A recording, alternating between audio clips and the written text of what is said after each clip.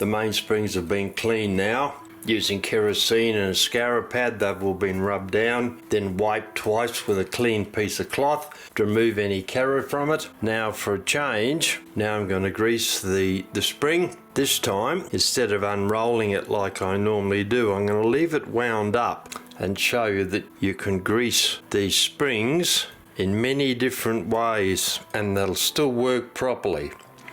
Just putting a little bit of grease on the toothpick, rolling it round on one side of the coil of the spring, all the way around, as much as we can go. And then when this is done, we'll then tighten the spring up. You'll see that the grease ends up on both sides of the spring as the spring is compressed, and the spring will be ready to go back into the movement. All right, that's sufficient grease on that. We'll do the other one in a moment. Put the grease aside. Now reverse the flow of the spring winder. Now we're going to wind the spring up. Hold it with our hand so it doesn't spring out. It's a very long arbor, winding arbor on this wheel. And then taking our clamp, put the clamp over the top of it. Then once again reverse the flow of the spring winder and then slowly let the spring winder run down, holding the mainspring clamp in the center of the spring until all the tension in the spring is taken up by the mainspring clamp. Now we'll remove the mainspring and the great wheel and the mainspring from our spring winder, loosen the chuck off and then slide the winding arbor out. And there's our clean mainspring that's been greased. You can see there's little bits of grease squeezed out round there, so I'm going to remove that now. I have a clean piece of cloth here.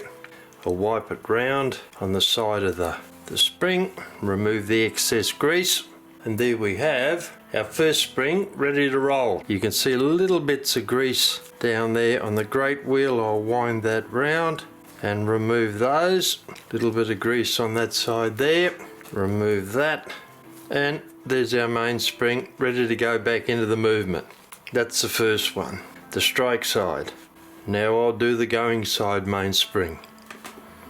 The movement parts are all ready to go into the ultrasonic cleaner now. The motion works parts without the minute arbor in it. Going side train, strike side train without the fly because the fly is stainless steel, and the 5 nuts that fit on the pillars. Put them aside, and we'll start off by putting in the plates, back plate and the front plate. Make sure that they're fully immersed. Set that down there, and I'll move that over a little bit because the level of the fluid is just under there and we don't want to get a line running across the plate where it hasn't been into the ultrasonic cleaner fluid correctly. I'll put the other parts in.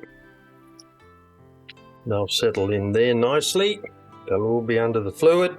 I'll now take it over to the ultrasonic cleaner. It's been warmed up to 30 degrees. I'll put them in there for 5 minutes. You don't ever put any brass clock parts in an ultrasonic cleaner more than 5 minutes, because the cavitation action of the ultrasonic cleaner will start to affect the integrity of your brass. So 5 minutes max, at usually 30 degrees I use. So I'll go and put this in now, and then once they come back from the ultrasonic cleaner, we'll have a look at them and see what condition they're in.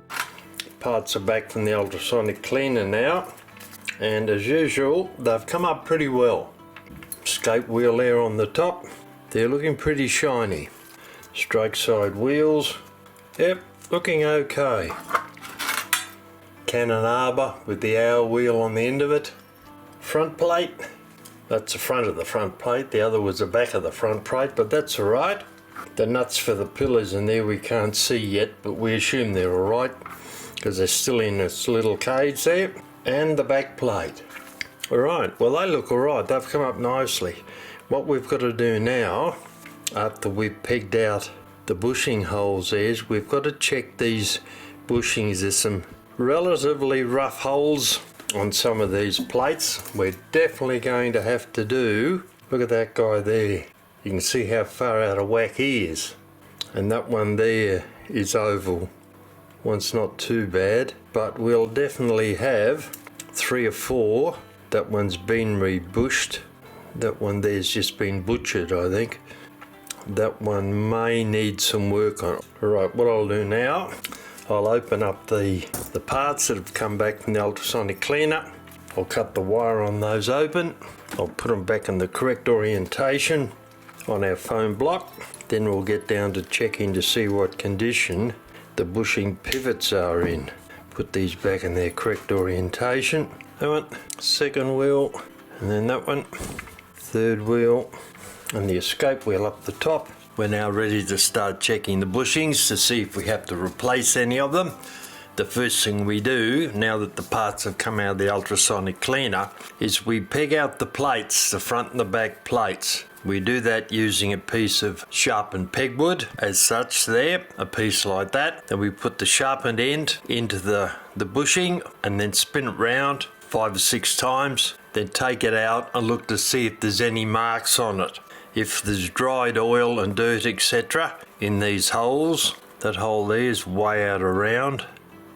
That one, I'll have to do something about that for sure.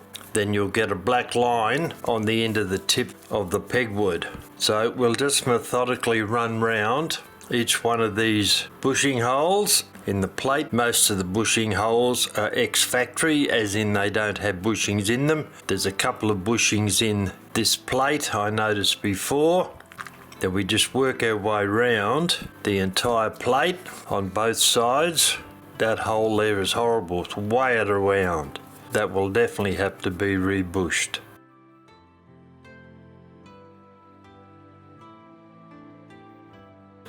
So slowly we work our way round.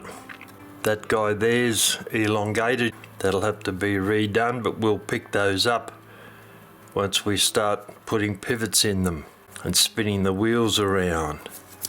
Alright, so that's the back plate.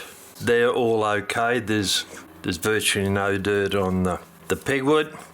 We'll run round a couple of these. Those 2 holes there have been rebushed. You can see they've got bushings in them. That one there's elongated. We'll have to do something about that.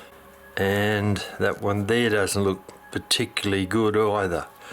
Alright, we'll start checking the bushings now. As usual, we'll start off with orientation, especially if you're new to clock repair. You don't just take a stab and hope it works out. The loop end of that mainspring goes over there. That gives us the orientation. We take up the first wheel, find its bushing, drop it in there, and that set of teeth on the main wheel drive this lantern pinion here. So that gives us the correct orientation. I'll remove the great wheel, we'll put the first wheel back in again, and then we'll put the top plate on so we can check both bushings to see what condition they're in. I'll align that and take both the plates up in one hand and align the pivot into the hole. Easier from that angle, I think. Yep, that's got him. Okay, now these should all spin super freely. I'll put that top pillar in there to bent a little bit out of whack. Alright, they should all spin very freely because they haven't been rebushed, so there'll be wear in them. So we know that's going to happen. So what we do is we look at the bushing where the pivot comes out and move the wheel left and right. It's got a bit bright all of a sudden, hasn't it? So we check the bushing where the pivot comes out and we move the wheel left and right and look to see how sloppy the alignment is. Turn it over to the back. Now we're looking at that pivot there. Move the wheel backwards and forwards. Now that seems to be alright. Oh well, that's one we don't have to replace on each plate. Take the top plate off. orientation for the next wheel, the second wheel. Right, now the second wheel. Put the first wheel back into our foam block. The second wheel goes there. Top plate back on again.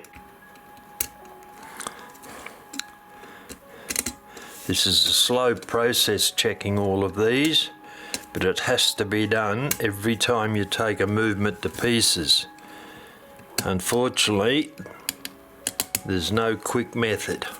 Right, now align the pivot into the bushing, move that up a tiny bit and across.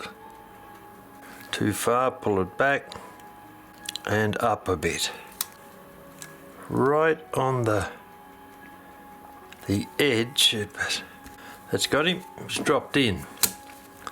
Alright, now hold the plates together. We can either put some nuts on the pillars, we'll do that this time, to hold the plates together, they don't move open. Once again, not easy with a pair of gloves. I think this is the one, that's got him. And it's the smaller one down on there, unfortunately. They have a different size, which is a bit of a strange idea. Anyway, we'll tighten that down. You'd imagine that the 5mm spanner, open-ended, would have the 5mm closed end on the same time, but it doesn't. It has a 4.5. Well, that's on this set of spanners anyway. Right, put the bottom guy on. He slides on a lot easier. Running around with the open jaws, now the plates won't move. Obviously it spins very freely.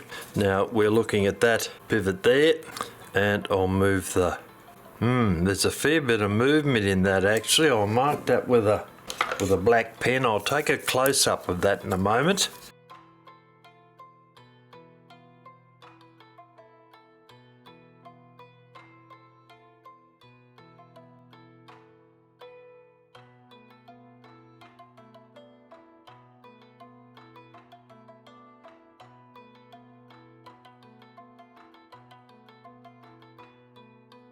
But I'll mark that because that's going to have to be rebushed. There's way too much movement there. Turn it around. We'll check the back one. That one there. And yep, it's all over the place. All right. So we'll have to redo both of those. I'll mark that on the back plate there so we can see it. Take the nuts off now, off the pillars. Actually, before I do, I'll get a close-up of that wheel moving.